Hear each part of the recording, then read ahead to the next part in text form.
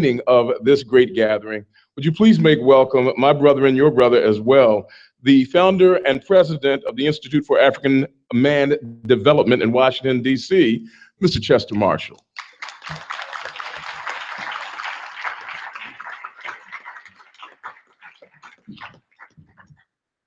Good afternoon, everybody. I'm so happy that you have chose to be a part of this labor of love that we call Institute for Black World, Black Family Summit.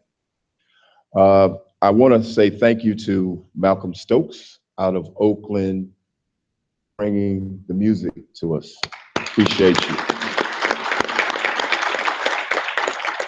And I am more than proud, in place of my mentor, a man that I love as much as I love myself, maybe even more, who needs no introduction, Dustin.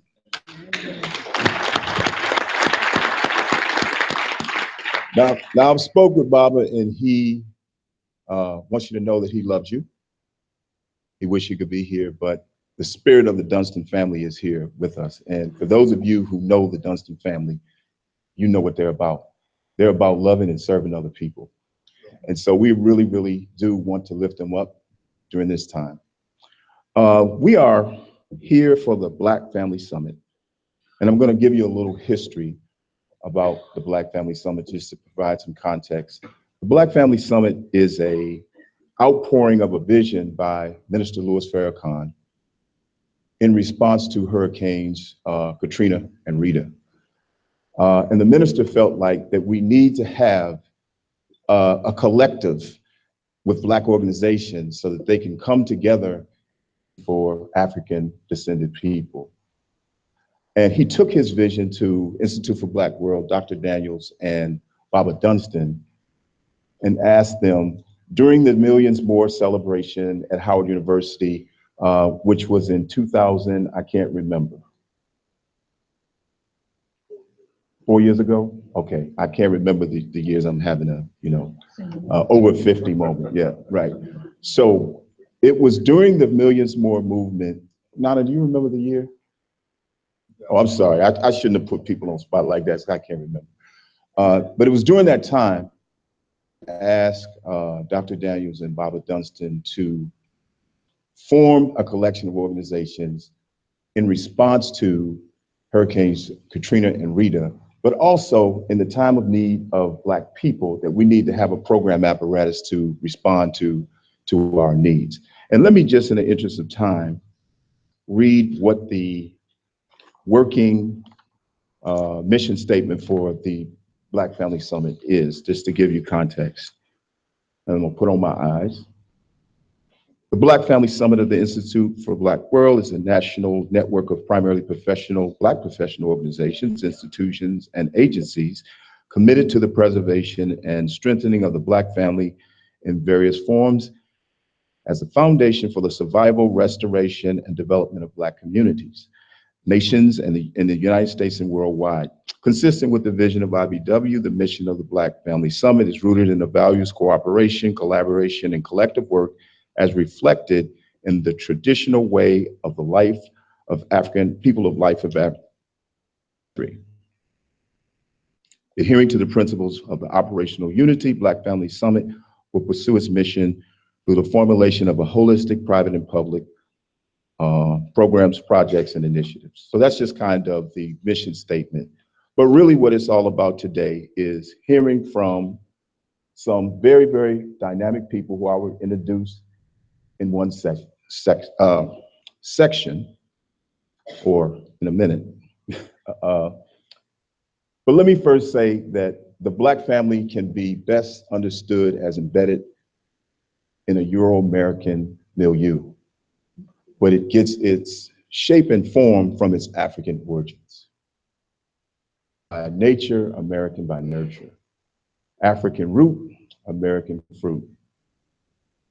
Like me, from time to time, you want to put in for a family transfer just because, you know our family sometimes, you can't choose your family. So sometimes, but it never worked out. I always had to stick with my family. But one thing is clear, that the family unit that you come from really does shape morally, socially, who you are.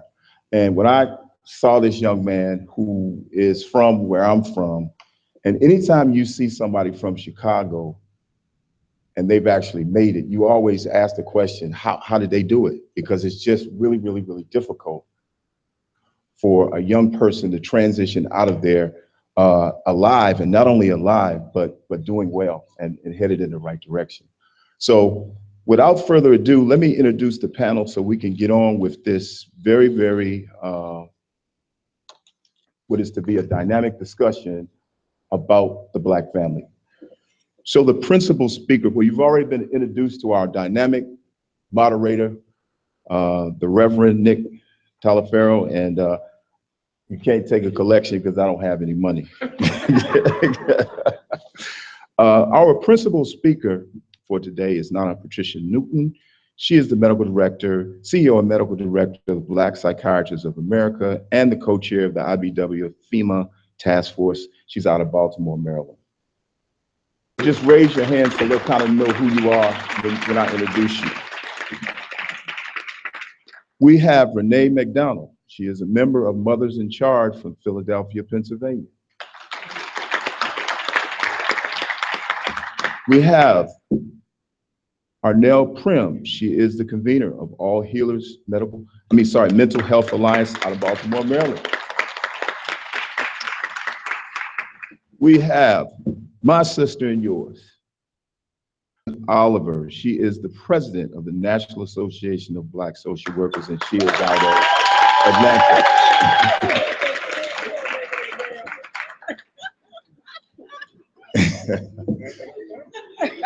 Hey, y'all, she brought her people with you. Yeah. We have Dr. Mwada Kevin Washington. He is the president of the Association of Black Social Workers. Psychologist. I'm sorry, brother. You know how it is. And he is out of Washington, D.C. And we have Anola Aird. Am I saying that right? Aird? Yes, ma'am. And she is the president of Community Healing Network, and she is out of New Haven, Connecticut. We have Carlisle Holder, the immediate past president of the National Associations of Blacks in Criminal Justice. And he is out of Claremont, Florida. We have my brother and yours, Joseph Muhammad.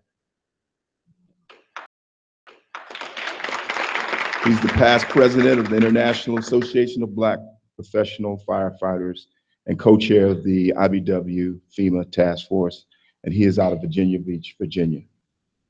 We have Salim Adolfo, vice president of National Black United Front, and he is out of Jersey City. All right. Thank you very much, and I will come back at you with closing remarks, and we know that you're going to enjoy this very insightful. Excuse me.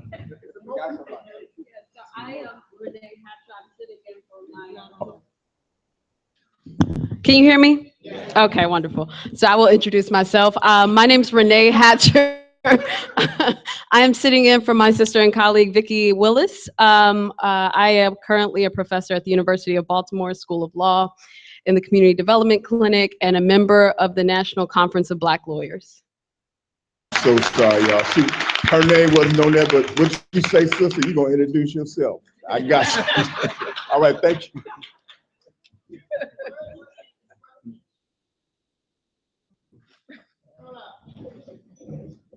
Ladies and gentlemen, I promise that we're going to have a panel discussion. I promise you we will. There is one bit of housekeeping that has been brought to my attention, and I'd like to bring it to someone who is the owner of a Ford Escapade. It's blue-gray, with a New Jersey tag, G30856. Your door is left open. And it's like that song says, it's knowing that your door is always open and your furniture is gone. So you want to make sure that if that is your car, that you close that door. All right. Before we get started in full fashion, we want to set the tone by having a brief presentation that will center in the issue of the nurturing and the sustaining and the enhancing of Black families. And we will do that now by bringing back to you a woman who was introduced a few moments ago, that you will hear from her again, and then we will start our panel discussion directly thereafter. Please make welcome once again, Dr. Patricia Newton, the CEO and Medical Director of Black Psychiatrists of America.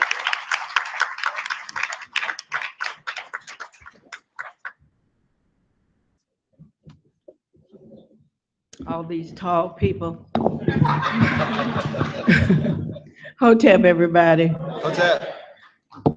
I want to first of all thank you all for not going to sleep and staying here on this last panel of the afternoon. And before we get started, I'd like to give homage and honor to Dr. Ron Daniels and the First Lady, Mrs. Daniels, and Sister Rosalind Prudhomme for all the work and hard labor that they do to make this conference a success. And in so doing, as our sister Susan Taylor did, continue to lift up in prayer Baba Leonard Dunston, who this was his vision and creation to have the professional organizations. He and Sister Gladys are in need of our prayers, and whatever the Creator wishes, we will all be with them no matter what. The topic today is interesting because it talks about the sustainability and enhancing the Black family. And while I was looking for this topic, I came across an article from the 1920 Baltimore Sun, listed by H.I. Mencken. And here's what he said. Actually, it was July 26, 1920. As democracy is perfected, the office of the president represents more and more closely the inner soul of the people. On some great and glorious day, the plain folks of the land will reach their heart's desire at last, and the White House will be occupied by a downright fool and a complete narcissistic moron. End of quote. That's right. Just saying. Just saying. In the context of that statement, as we talk about the Black family, we have to look at what that means in terms of how we are to survive. And I'm a student of the martial arts, 3rd degree Black belt. Don't let this little fat lady fool you.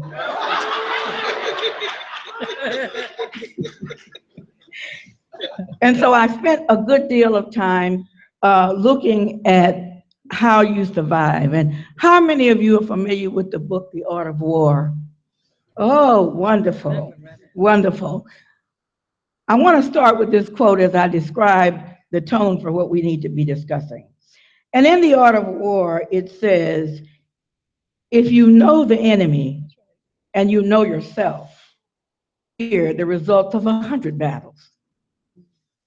If you know yourself, for every victory gained, you will also suffer a defeat. If you know neither the enemy or yourself, you will succumb in every battle. The question for us as a Black family is, do we know ourselves? And if we know ourselves, what are we afraid of? The orange man cannot touch us. And as a result of that, we have to be about the business of growing and defining our realities. And so I want you to take a pen for a minute and write down my formula that I have for sustaining and enhancing the Black family. It's called the 7 Ds plus me equal BFSE. Let me repeat it again. 7 Ds plus me equal BFSE. Those 7 Ds plus me, the human being, will equal the Black family sustaining and enhancing. And what are those 7 Ds? Let me read them in general, and let me go through them in specifics. And your panel, of course, who are all experts, who any one of them could be up here having this discussion. The first one is defining. Who are we as a family? Are we a nuclear family? Are we a community family, or are we global? What is interesting is that we must define ourselves.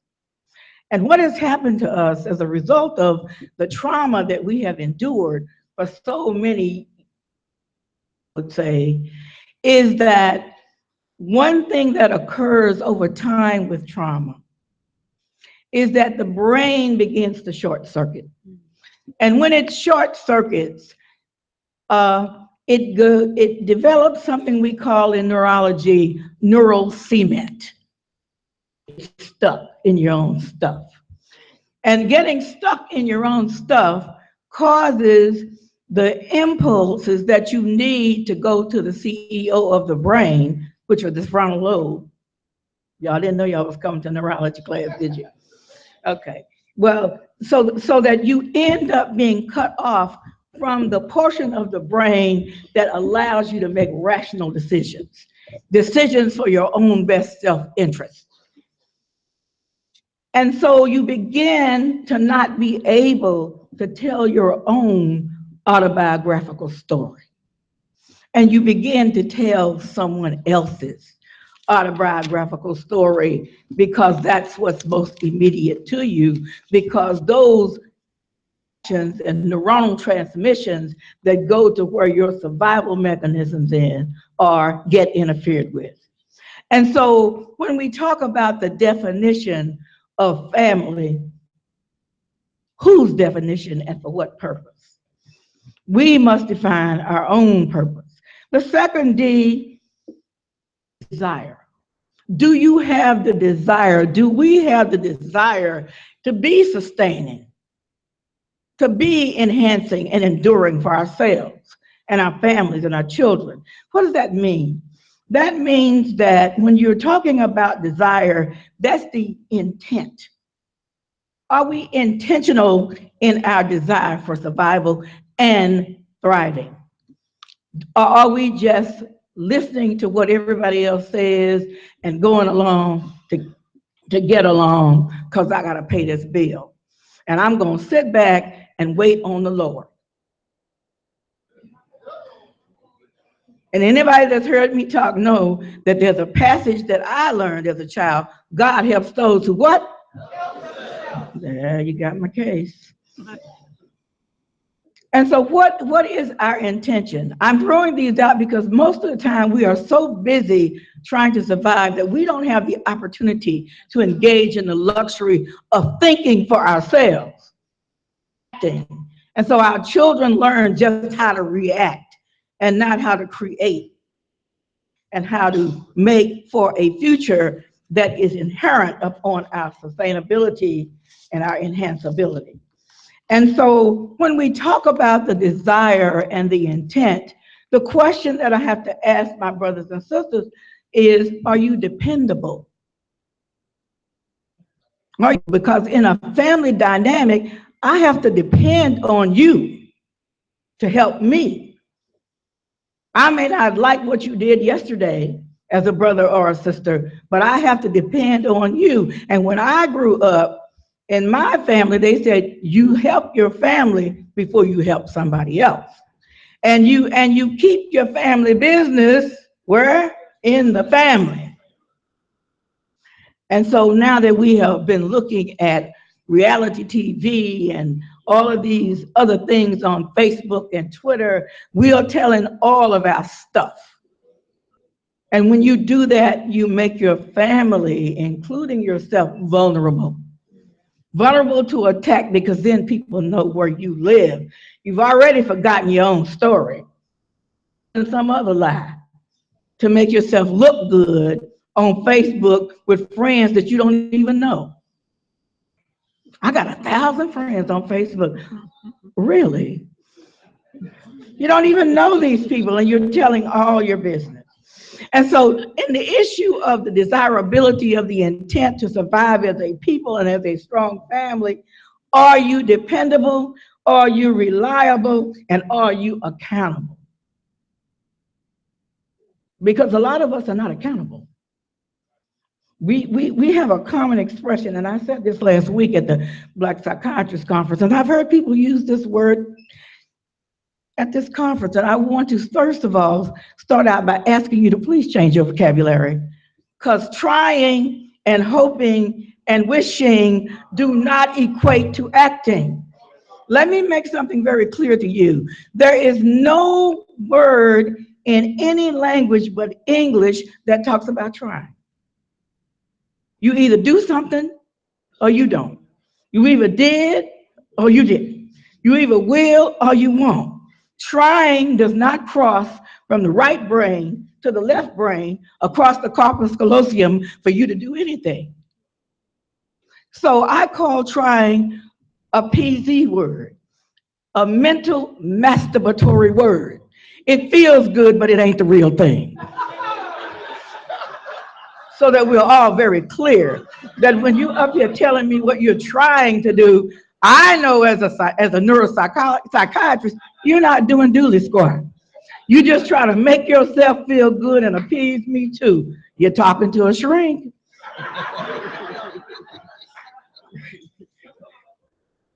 The third D of the 7 Ds is duty. We have a duty as people to raise our children in the most healthiest, secure, and safe environment possible. We have been derelict as a collective in that duty. Or ancient Egypt, as you call it. You're judged, your heart is judged against the feather of truth. They call it Mat or Mat, whichever way you want to pronounce it, M-A''A'. And that stands for truth, justice, righteousness, harmony, duty, order, and reciprocity. And baby, what goes around comes around, and we get ready to get smacked real good in the face. Because we have bought into the myth of being inferior, of being less than, of being broke, of being the antithesis of what is not great. And when we bought into that myth, we then begin to create a mental image of being less than. We are the original people. Everybody else is a variation on the theme. How in the world, if you are the original people, can you ask your wayward children for advice?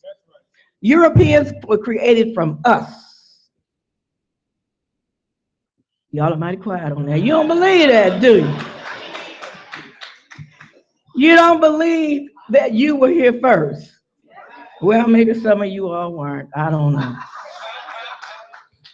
But you're not going to talk to me about missing your duty, because in the context of our ancestors, in the context of our history, we have an obligation to.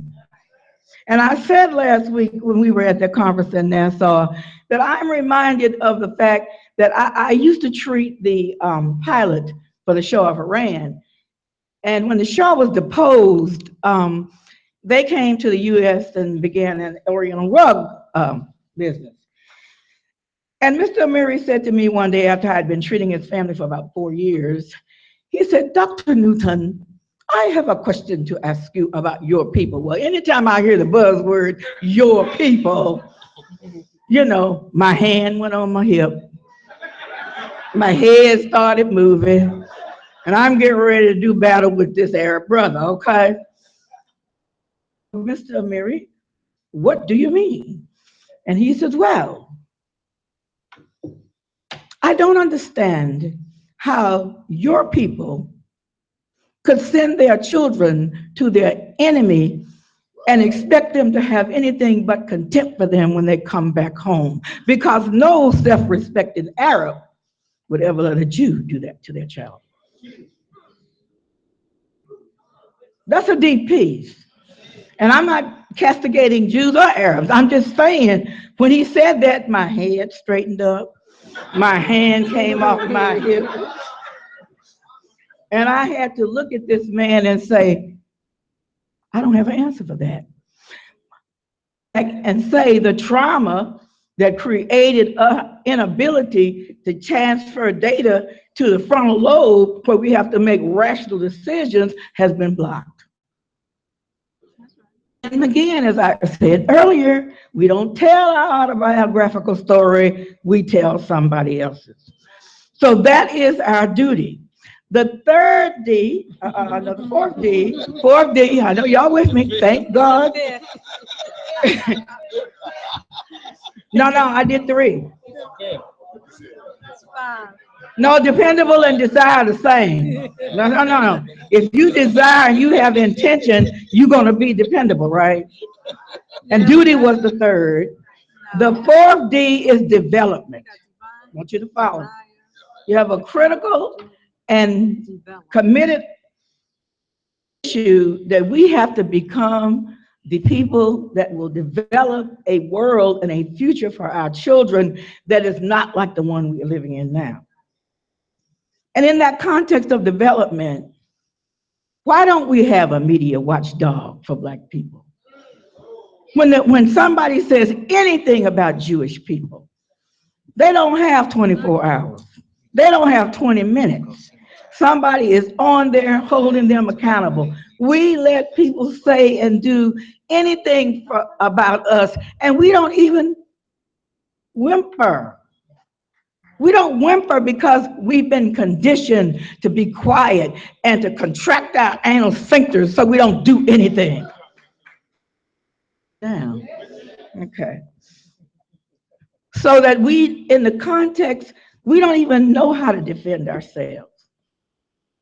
We're fighting just to survive, that we have forgotten the lessons that our ancestors taught us. And so in the context of development, we have to have media watchdogs, policy institutes, think tanks that work, pontificate, but that give information to our so-called leaders. And we need to remember that if they're not serving us, I don't care what color their skin is, we need to get rid of them. Period. Period. It's not enough to just vote Black. Is acting white. Not enough. Not enough. And so in that regard, we have to look at the context of how we view the developmental phase of our existence. Do we have a strategy for survival and thriving? It's not just enough to get over or to go along to get along. We have to look at a strategy because the next D is defense. We are at war, African people. And until you realize we are at war, then you are part of the problem and you need to get on out of the way and make room for the rest of us who are out here trying to survive. No, this is not the lesson you thought you were going to hear about the Black family. But this is the lesson we need to hear because we are not creating a safe space for our children to grow, to enhance, and to be the best that they can be. We have created a place out of fear. And to the degree that we were intimidated during the transatlantic slave trade, we still live with that fear that is carried in the interstices of the red nucleus of our brain. Operating, layering down from one generation to the next, those memories that make us act crazy when it comes to each other. We will kiss Chuck's behind. But I'll be ready to do battle with you over a little bit of nothing. Nothing. So you learn that stuff from your ancestors on the plantation. And let me tell you something. Memory is transmissible through generations. Transmissible. So if you've been a lackey all your life, it may end up being lackeys because they watch you and they learn from you. They may not say, but you say, do what I say, but don't do what I do.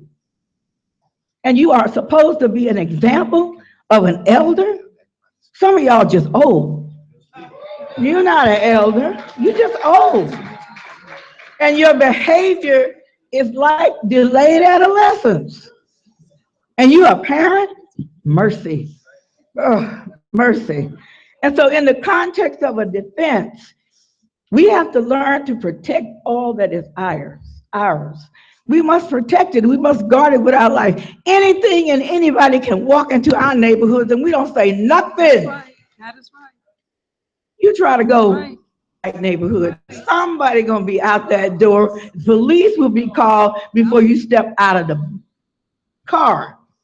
It's about us that we allow anything and anybody to infect our children.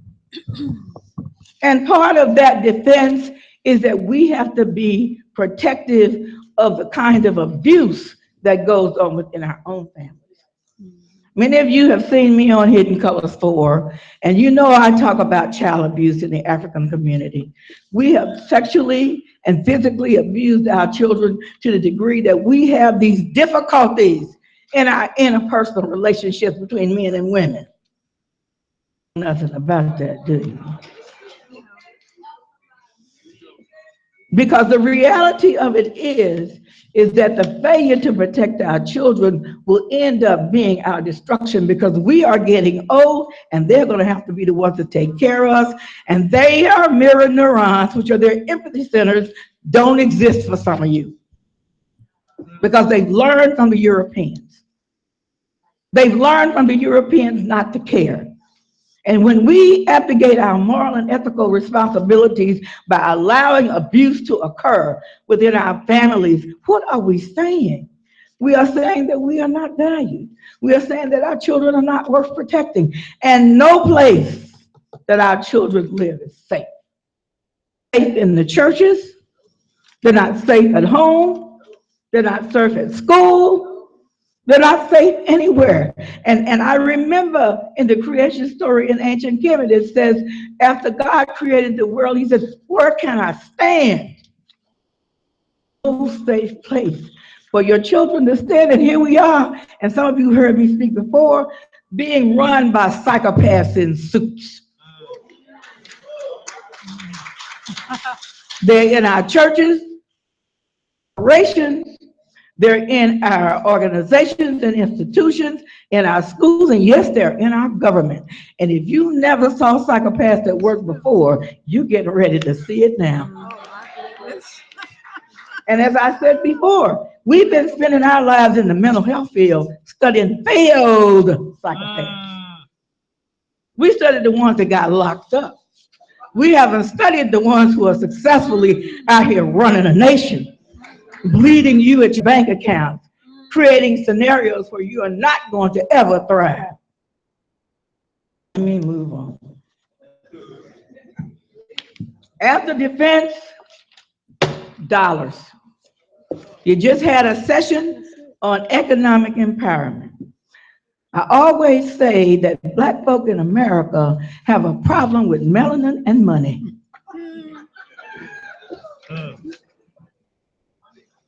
Melanin and money. We have real serious issues. The Jews have a saying in their community, on Friday, I have money back on Monday. Let me repeat that. I pay you on Friday, I have my money back on Monday. And guess whose money? Your money. You spend your time working for somebody else, not creating employment opportunities for your children. And I'm wondering, how many of you all have taught your children to save money? This is disgraceful. I mean, I thank you all for the ones that have. But did you see the majority of these hands did not go up? You let 5-year-olds make your financial purchasing decisions at the grocery store. Am I lying? But nowhere you talk about tithing to the church, but you don't tithe to yourself. Create life insurance so that when you die, your children are left destitute. You got a car insurance though. You know how to insure something that depreciates as soon as it comes off the lot. How to insure your life and the value of your children and your property. Most of us in America who are African American also have Native American blood running through our veins. And one thing our Native ancestors taught to us is the land, owning the land. How many of you all have thought about, if you don't have a house, looking at tax lien certificates? Plenty of money in tax lien certificates. And 3 or 4 of you all could get together and create that. I had a group of welfare mothers that were my patients. And they were talking about how the schools in their neighborhood were horrible. And how, in fact, they couldn't get some of the things, you know, the field trips and all these kinds of things that the other school got. I'm looking at my sisters. I'm treating them on a regular, weekly. They got nails done beautifully. They wear at least $100 tennis shoes. Cost more than mine did. And they're telling me they can't put anything together. So what I said to them was, in 2 groups. I want each of you to give $1 a week. You can do that because you tip your manicurist more than that. So $1 a week, and I want you to compound this interest over the next 18 months. And then come and talk to me about why you can't take your children to the Smithsonian or to all these other places that the other people do. It's a matter of mental reorganization. We have to rewire our neural network. Words have been confused because we bought into the myth and we bought into the media hype that to buy things will make you happy and to own things will make you have status. Last time I checked, everything that you bought, you probably threw away within a year. Am I right or wrong? Keep everything, okay? Lie. Lie. And so what am I talking about? I'm talking about taking dollars that these people have talked about to you earlier and collaborating and collectively pooling your resources. Well, I don't trust them enough to save no money with them. And trust your oppressor. And you give your life to him. And you work for yourself and your community 5% of the time. You give everything else 95% of the time to your enemy, and you want to know why you can't get ahead? These counselors. The last D